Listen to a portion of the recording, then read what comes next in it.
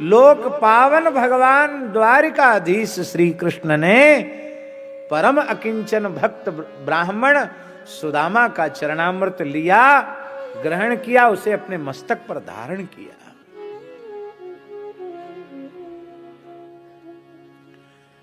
अरे मनुष्य की क्या चले, स्वयं हमारे रमण बिहारी चरण रज लेते हैं तो दूसरे की चले क्या। निरपेक्षम मुनिम शांतम निर्वैरम समदर्शिनम अनुब्रजाम्य हम नित्यम पूये ये त्यंग्रि रेणु भी। पीछे पीछे चलते हैं।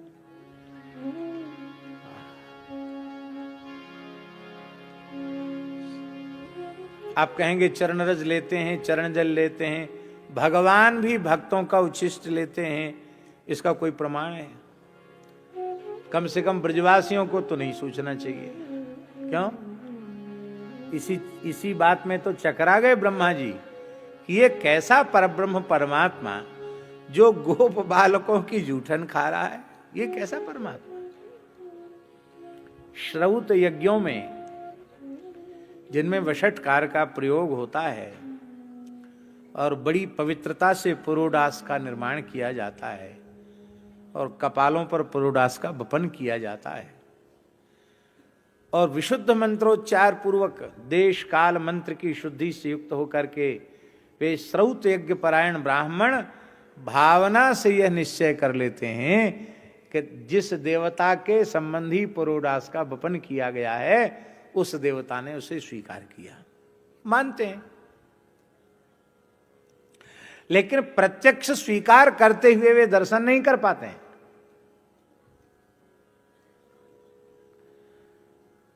और ये कैसा परमात्मा है। वशिष्ठादि ऋषि पुरोडास का वपन करते हैं तो प्रत्यक्ष परमात्मा आरोग रहा है देख नहीं पाते हैं, और ये गोप बालकों के बीच में बैठकर लइयो रे दैयो रे तेरी कढ़ी कैसी, तेरी छाछ कैसी, तेरी मयूरी कैसी, भगवान का जूठन छीन के खा रहे हैं और भगवान भी उनका जूठन खा रहे हैं। इसी से तो ब्रह्मा जी चक्कर में पड़ गए।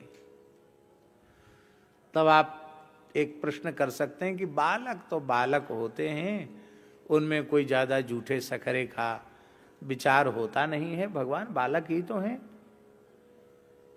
तो इसलिए इसको आप प्रमाण नहीं बना सकते। यज्ञोपवीत हो गया हो, कुछ दो चार अक्षर पढ़ लिख गए हों, उसके बाद ऐसा किया हो तो विचारणीय बात है।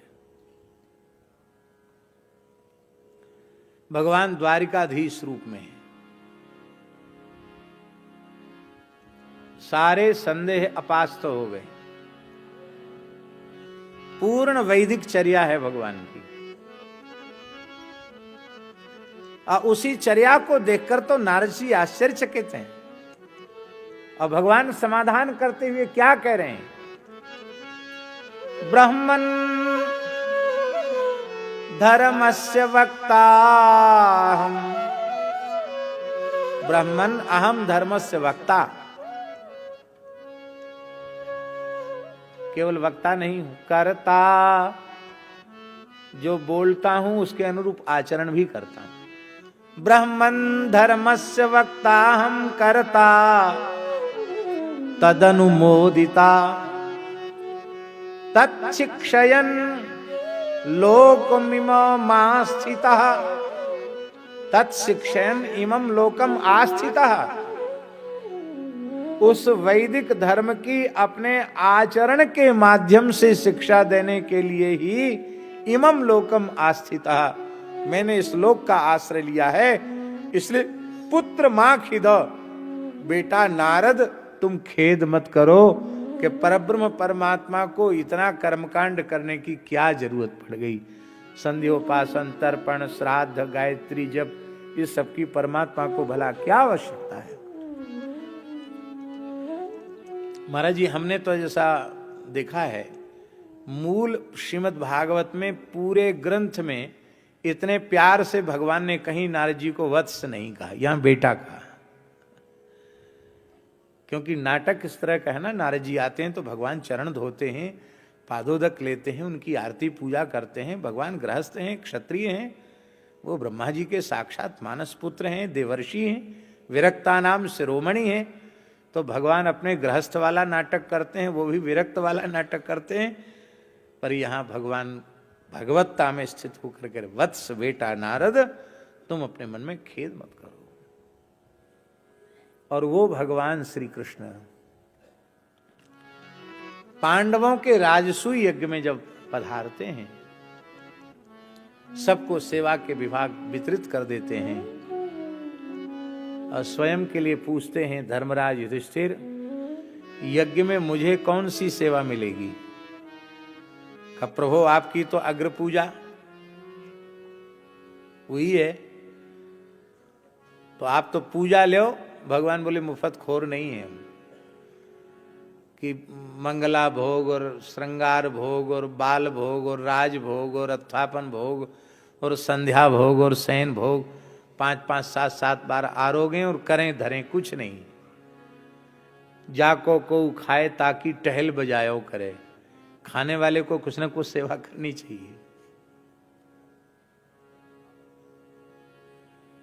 हमारे पूज्य गुरुदेव पहाड़ी बाबा महाराज कहते, दास को उन्होंने खाक चौक में महंत पद पर प्रतिष्ठित कर दिया था और महाराज जी पुराने महापुरुष थे। वो कहते देखो विद्यार्थियों को पढ़ाना ये तो तुम्हारा काम है, पढ़ाओ, ये स्थान की सेवा में नहीं है। ये तुम तो पढ़ाते हो ठीक है, स्थान में राम जी का प्रसाद पाते तो कुछ न कुछ सेवा किया करो। बाहर चले जाओ तो कोई बात नहीं, जब तक हो तब तक कोई ना कोई सेवा करोगे तो ही प्रसाद पाने के अधिकारी होगे, नहीं तो नहीं। महंत बना दिया, इसका क्या मतलब? महाराज जी आज्ञा करें। बोले अब तुमसे और कोई काम करवावे कि बर्तन मांजो और रसोई बनाओ, उसको तुम जानते नहीं, कर नहीं पाओगे, पूजा किया करो। जब तक यहां रहो तब तक पूजा करना, जिससे राम जी का प्रसाद पच सके। अब वो दृष्टि कहां है? श्री कृपा बिहारी भगवान की जय।